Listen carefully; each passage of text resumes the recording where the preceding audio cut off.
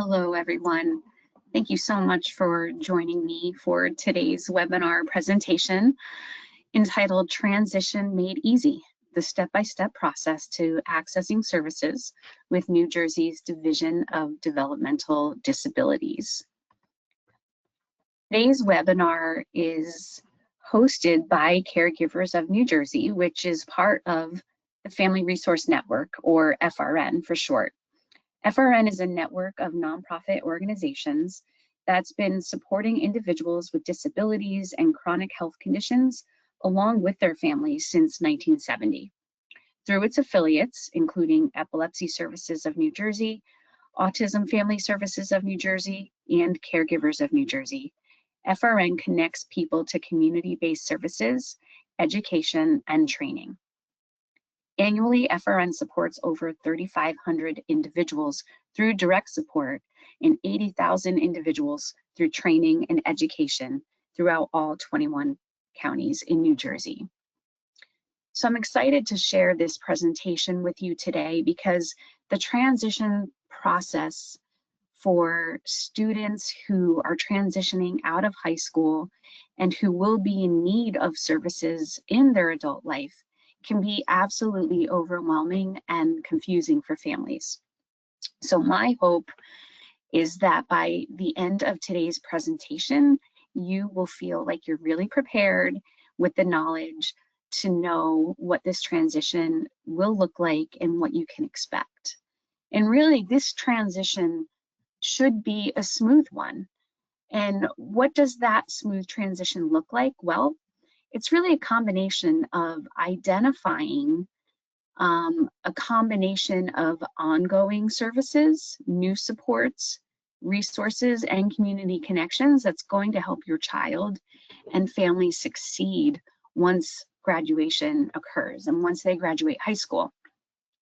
So what does this actually look like? Well, maybe there's services that your child has been receiving throughout high school, like maybe physical therapy and speech therapy, and you know that they're still going to need these services once they graduate high school and will be living their adult life. So that might be something that you know that you want to keep and that they'll need. But really, this transition time might identify some new services. Maybe it might look like attending, a program during the day, or maybe they will be ready to work. And so they might be in need of employment types of services.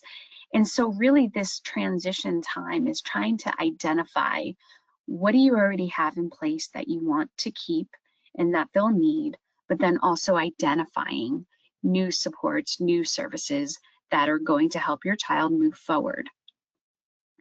Now, once your child graduates high school, and once they turn 21, if they're going to be in need of any type of services, you are going to want to make sure that they are eligible for services with DDD. And DDD stands for New Jersey's Division of Developmental Disabilities. This is New Jersey's adult system. So maybe your child has received services up until 21 through Perform Care, which is New Jersey's children's system. Well, once they turn 21, they age out of that system. Maybe your child hasn't had services with Perform Care either, and that's totally fine.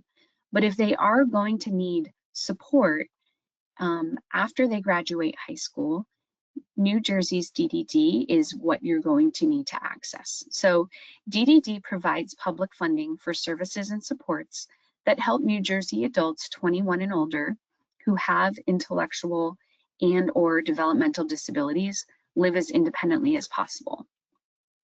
So these supports are going to come from community service providers.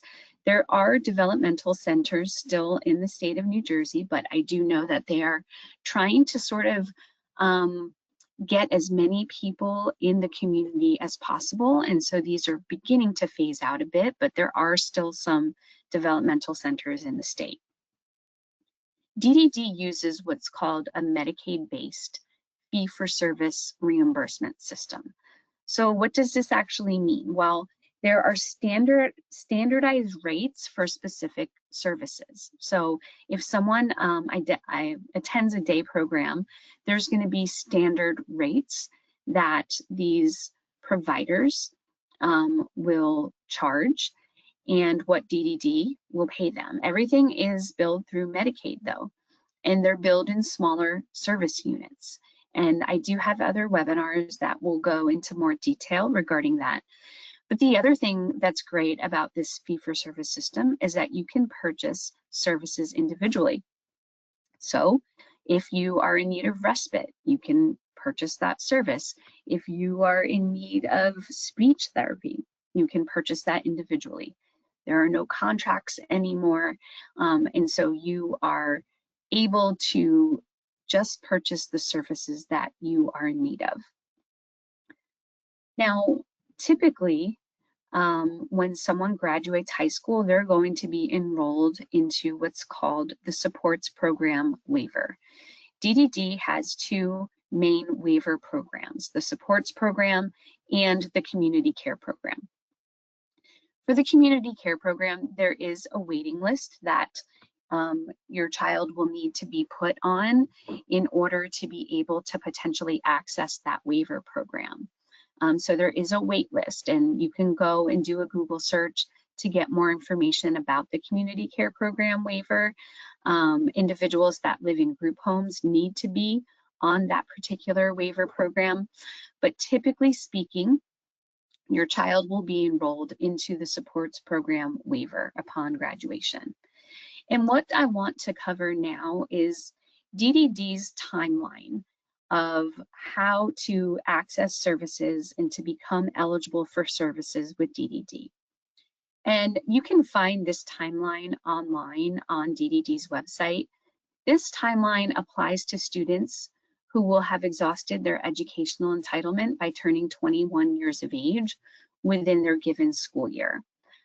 This timeline really has not changed over the past 4 to 5 years I've been giving this presentation. And so you can just keep that in mind, that this timeline will be applicable for your child as they are nearing 21 and they're working through their last year of high school. So let's talk about step one. Step one is to apply for Medicaid eligibility. So to be eligible for DDD services, your child must be eligible for Medicaid. And again, that's because everything is billed through Medicaid. So in case you're not familiar with Medicaid, I'm just going to give some brief info, but Medicaid provides health insurance to different groups of individuals, but applicable to our discussion today, it's for those who are disabled or blind.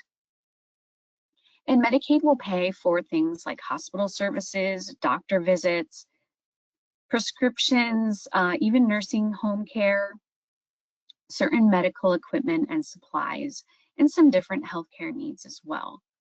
And so the biggest thing I want you to remember is that you should begin applying for Medicaid once your child turns 18. Okay, so this is your step one. So to be eligible for Medicaid, a person has to be a resident of New Jersey, and they have to be a US citizen as well, or a qualified alien. And they also have to meet specific standards for financial income and resources. Now, I do not go into all of the details in regards to Medicaid eligibility because that is not, my area of expertise, but there is a ton of information online.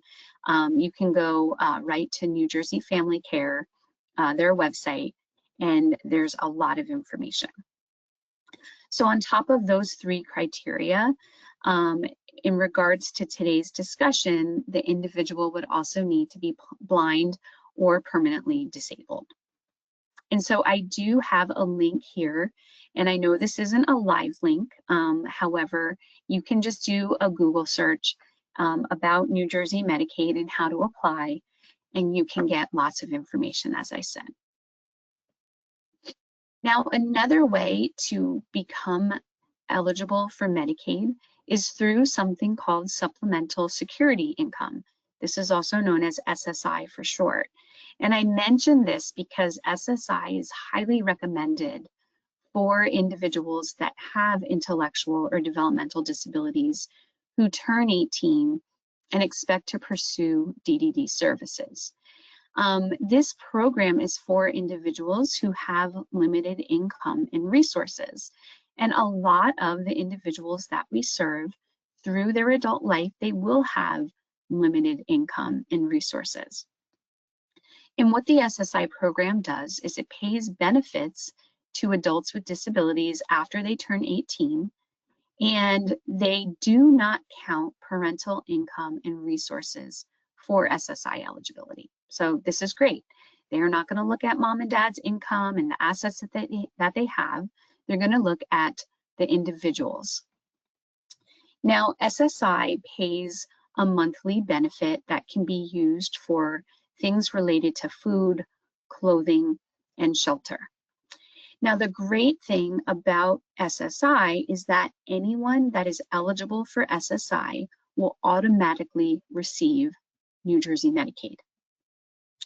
And so if you think about it, SSI protects Medicaid eligibility for the future. As long as your child is able to maintain SSI, they will maintain their Medicaid.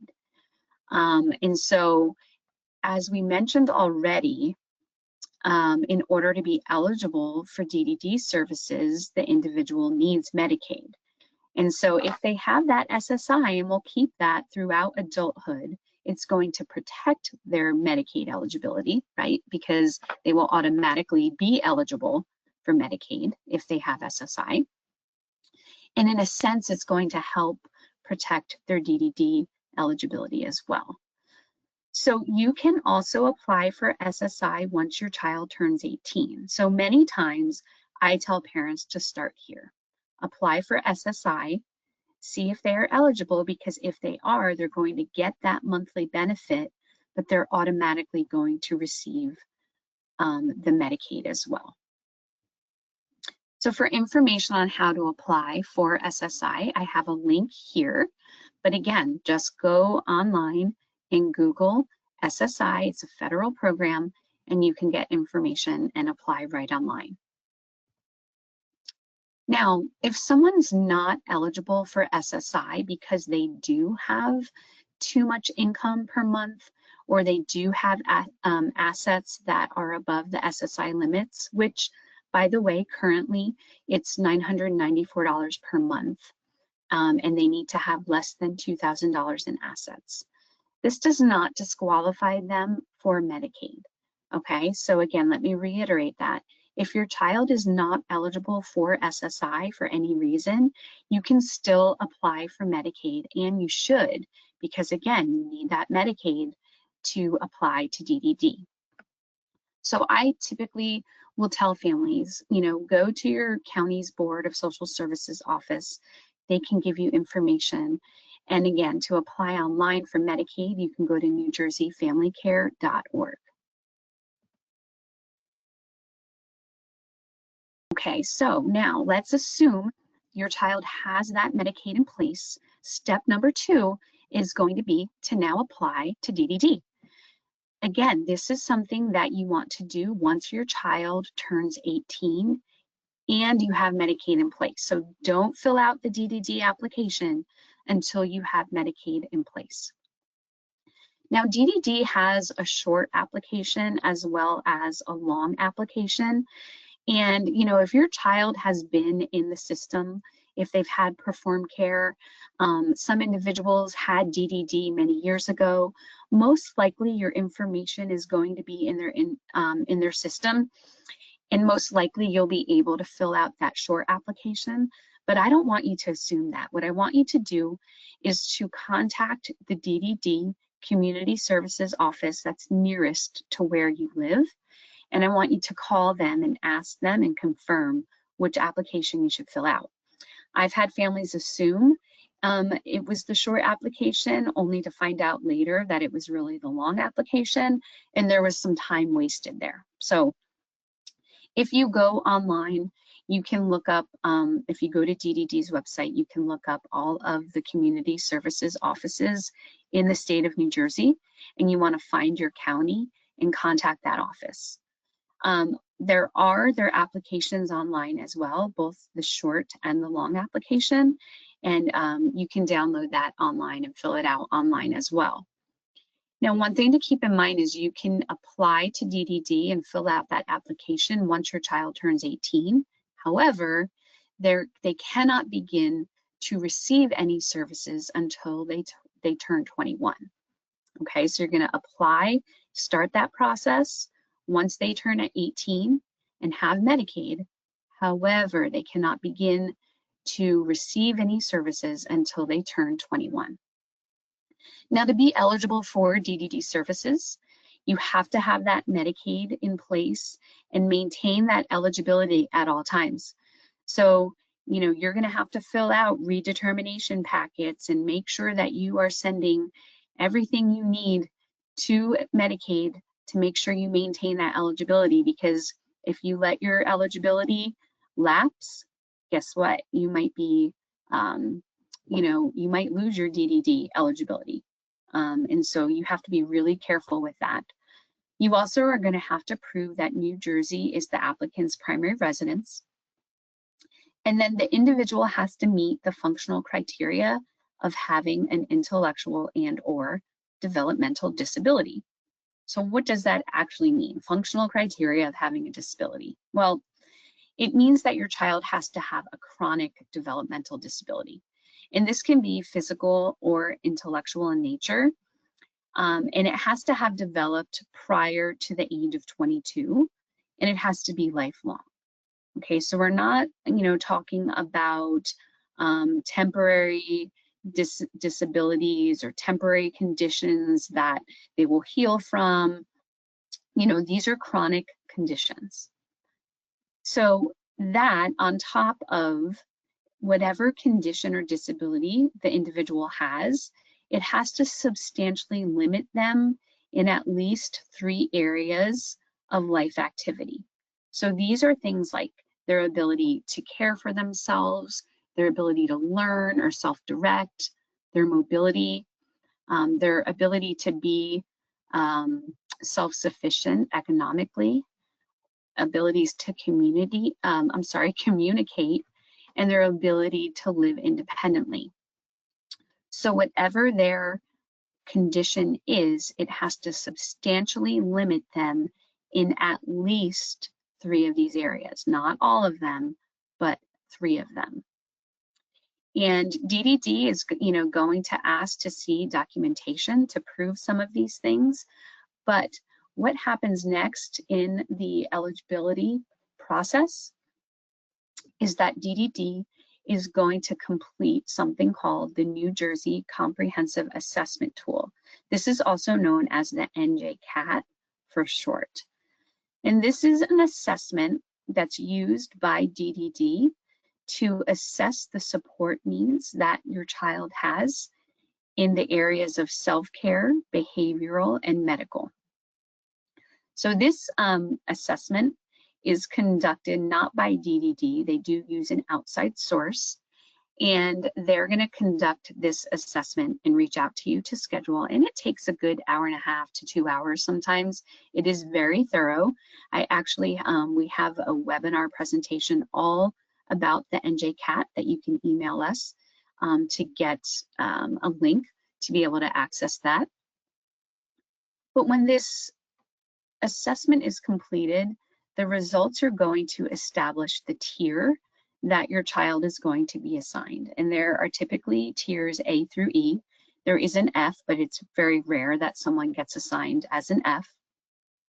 And this tier is associated with a corresponding individualized budget that they can use to purchase services.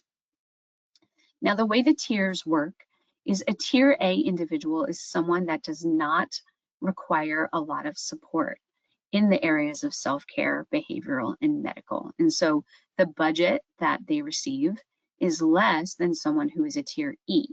So a tier E individual does require more care, more support, so they do receive more money in their budget.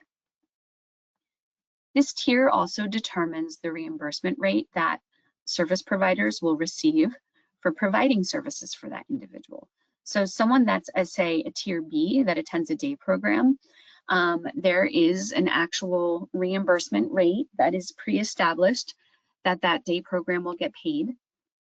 And they're not going to receive as much money per hour as, let's just say, a tier D individual, because a tier D individual is going to require a lot more support, a lot more care. And so a day program that's supporting a tier D individual will get paid more for that person. Now, a couple things to keep in mind about the NJCAT. And like I said, we do have a webinar all about the NJCAT, but you want to make sure that the person that is completing this NJCAT knows the individual best. Now, if your child can participate and give input for the NJCAT, that's highly recommended. That is great. And we do know, some individuals can't do that. But whoever is going to answer these questions really should know the individual the best. You want to make sure that you are answering these questions as if your child's having their worst day. Some days, we know our kids do better than others, and maybe they don't need as much support. But the biggest tip I can give all of you listening today is answer those questions as if you, the primary caregiver, were not present. And so if a question is asked in regards to their ability to shower, and the options are independent, supervision, support, or physical assistance, or they cannot do it at all, you want to think about, well, if you weren't there, what would they be able to do? The other thing too to keep in mind is when we talk about supervision, this is in terms of maybe providing verbal prompts, step-by-step guidance, just keeping an eye on the person. That's supervision. Whereas physical assistance means you are providing hands-on care, hands-on help. A lot of families, get this confused, and so they'll answer questions inaccurately, not even realizing that. But again, supervision can be verbal prompting, giving step-by-step directions, eye supervision, line of sight supervision. But physical assistance is really when they need that hands-on assistance. This NJCAT is completed, and again, the NJCAT is typically done as your child is nearing turning 21. So they will be 20 in their last year of high school. It might be the winter or spring before. That's typically when the NJCAT is done. Step 4 is going to be to complete the Support Coordination Agency selection form. Now, this form is typically completed and submitted to DDD, typically when the child's in his or her last year of school-based services. And they might be already 21 if, we get referrals, who are in their 30s, 40s, 50s, and so they would bypass this, obviously. But in terms of today's discussion, as we're talking about aging out of high school, as your child's nearing that 21st birthday, DDD will say it's time for you to complete the Support Coordination Agency selection form. So what is support coordination, you might be asking? Well, this service is funded through the division, meaning none of the budget money that you receive will need to be used to purchase this service. DDD funds this. And this is a service that assists individuals in gaining access to needed services, both program services and state services, as well as additional types of services like medical, social, educational. So support coordinators do 3 main things: what we call individual discovery, plan development, the coordination of services, and monitoring. And I quickly want to go through what these actually mean. Individual discovery means we want to get to know who your child is. And support coordinators use what's called a person-centered approach, always keeping in mind your child's needs, their desires, their goals, their interests, their likes and dislikes. The individual is always involved in the planning process to whatever ability they can. And one of the things support coordinators use is called the person-centered planning tool, also known as the PCPT. And when the support coordinator meets with you, they're going to go through this document. And this is going to give lots of information about the preferences and the interests your child has. And they're going to use a person-centered planning tool on top of information in the NJCAT, and they're going to start to draft what's known as the ISP. This is the individualized service plan. Now, through school-based services, your child has probably had an IEP, which is an educational plan. In the adult system, however, they're going to have an ISP. And this document has all of the nitty-gritty details about your child's support needs, their health needs. All of the information that's in that NJCAT is going to be in the ISP, along with your child's goals and the services that you want to purchase to help them move towards their goals. And so support coordinators are going to help connect you to community resources to purchase services. So if you are interested in a day program, for example, your support coordinator will give you ideas of different programs in your area based off of the knowledge that they have of your child, as well as, you know, all of DDD's policies and procedures. Your support coordinator will know all of that and help you stay within your allotted budget and help you find the services that you need and want. The other thing support coordinators do is something called monitoring. And monitoring is something that is required by DDD to ensure that all of the services in the ISP are occurring, that your child's well-being is maintained, that progress is being made towards their goals, towards their outcomes, and also that their services and supports remain within their allotted budget. And monitoring will look like a few different things. So every month, you are going to receive a phone call from your support coordinator just to check in, just to see how things are going, how their services are going, you know, any changes in their health or their behaviors. They're going to check in every month. And then every quarter, every 3 months, they are required by DDD to do a face-to-face in-person visit. And then every year, just like you had an annual IEP meeting, you will have an annual ISP meeting with your planning team. So a planning team might be a day program, it might be a behaviorist, it might be, you know, if obviously with the parent, the individual themselves, and the support coordinator. We are going to go page by page through the ISP and that person-centered planning tool to ensure that it's up to date, talk about what might be working, what's not working, and we go through that every year. Now, I did want to provide examples of all of the different services that you can use your budget for in this table. We do give another webinar presentation that goes into some more detail about each of these services. So again, feel free to reach out to us for a link to that webinar. But you can see all of the therapies, environmental and vehicle modifications, transportation services. There's lots of different services that you can use the budget to access. So now to sum everything up, I want to go through, you know, what does this timeline look like on a month-to-month basis that last year of high school? Really, that last year is a planning and prep period. And, you know, this is that last year of high school, you really need to be doing your research and you need to be equipping yourself with different resources. And planningforadultlife.org is a great website that offers webinars, different resource fairs and transition fairs going on throughout the state. Lots of resources there. So I highly recommend you check that out. The other thing you want to be doing is to start researching support coordination agencies. There's over 100 different agencies in the state. and you're going to need to do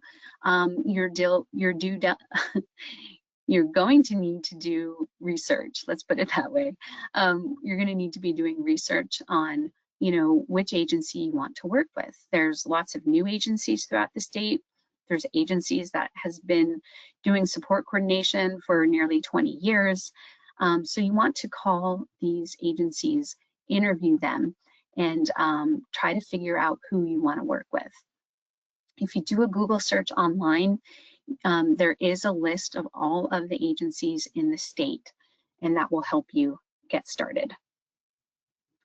Around February to March of that last year of high school is typically when you'll be asked to submit that support coordination agency selection form, and you're going to identify your first choice and your second choice. And what this is going to do is it's going to increase your chance of getting an agency that you want. If you don't pick an agency, DDD will auto assign you to an agency, which I don't recommend. You want to really ensure you're going to get an agency that you really want.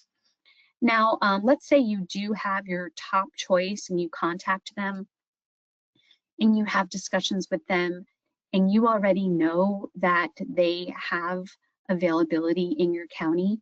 You don't have to choose a second choice, but you can. There is an option to do so. I did just want to touch quickly on, well, what are some of the things to look for in a support coordination agency? Because like I said, there's over 100 in the state. Some are new, some have a lot of experience. Well, you want to call these agencies. One of the things you can ask them is how long they've been providing support coordination.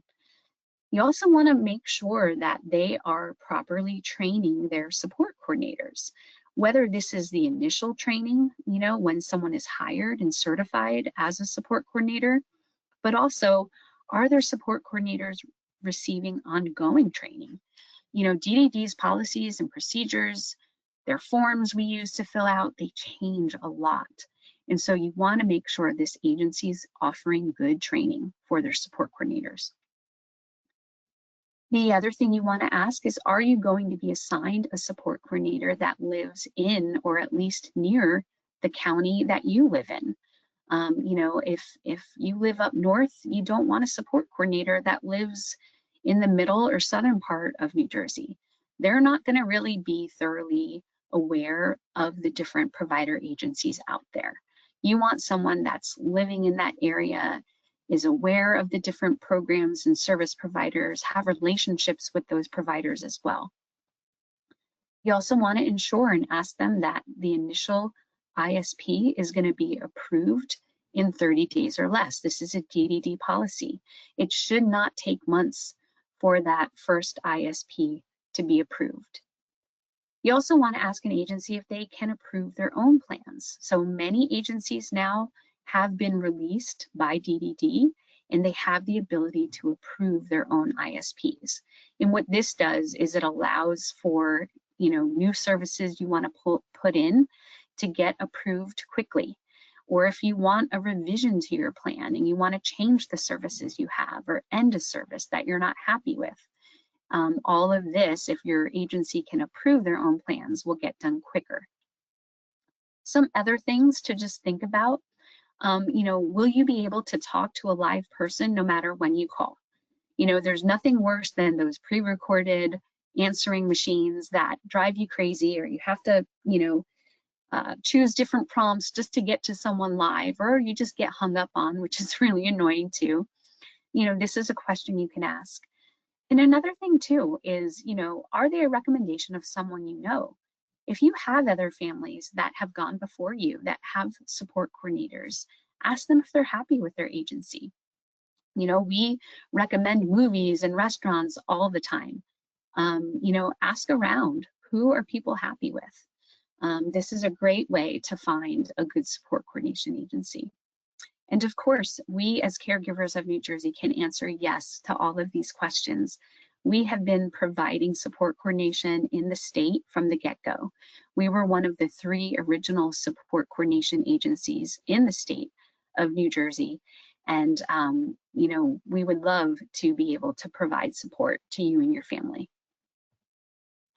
All right, now in around April, this is typically approximately when you'll actually get assigned to your support coordination agency.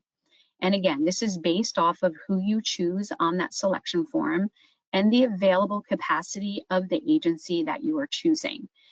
Typically, you'll get a phone call. So once your child is assigned to the agency, that agency will then connect with you to begin the process of meeting, talking, and discussing to begin developing that ISP. Typically around those last months of school is when you're going to be working to develop the service plan. So the support coordinator is going to meet with the family to discuss the service needs, discuss goals, and help connect you to the services you want. And the support coordinator is going to write that ISP with guidance from different inputs. If you get assigned to your support coordinator before your exit IEP meeting, I highly suggest you invite your support coordinator to that meeting so that they can gain valuable knowledge and input about your child from others who have been supporting them through the years. And again, the support coordinator is going to use that NJCAT and that person-centered planning tool for input into the ISP as well. And really, the ISP ideally should be completed and approved before the student graduates, before they exit the school system, so that there will be services in place upon graduation. Now, does this always happen? No. A lot depends on how the family is walking through this process from the time the child turns 18. But if you use this step-by-step process that I've laid out before you, you really can ensure that your child will be prepared and have support coordination in place and hopefully some services by the time that they graduate.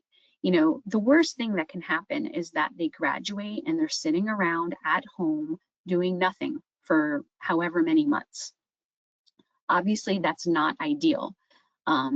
And so if you use this process, I can tell you that this will be and ensure a smooth transition that we talked about from the very beginning of this presentation. I had a family once that was a brand new support coordinator, and the family, when I first met with them, they said, my son is going to be graduating on June 18th, and I need you to know that he needs to be at a day program by June 19th. Now, this was a pretty tall order for me, being a brand new support coordinator, but we got their assignment to our agency. It was about February. And so during that time, I was able to, meet with the individual, with his parents, talk about some of the goals and needs that they had for him. And I developed that ISP and got it approved. And the great thing about the day program that they were interested in for their son is they allowed him to visit that day program once a week after school so that he could start becoming familiar with the building, with the staff. And change for this young man triggered a lot of behaviors, and we were trying to avoid that, or at least minimize it.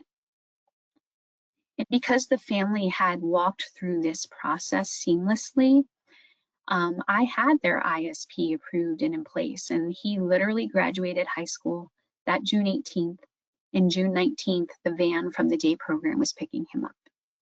So all that to say is if you follow this process, which I hope you feel better prepared after viewing this today, you really can ensure a smooth transition for your child out of high school and into DDD services. So I want to thank you so much for joining me today.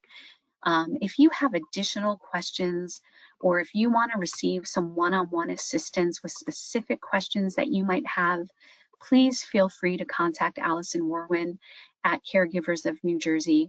Her email address is there. And we do provide support coordination in the counties that you see on this screen. And we hope that you will consider Caregivers of New Jersey when it comes time to choose support coordination for your child. Thank you again so much for viewing this presentation. I hope you all have a wonderful day.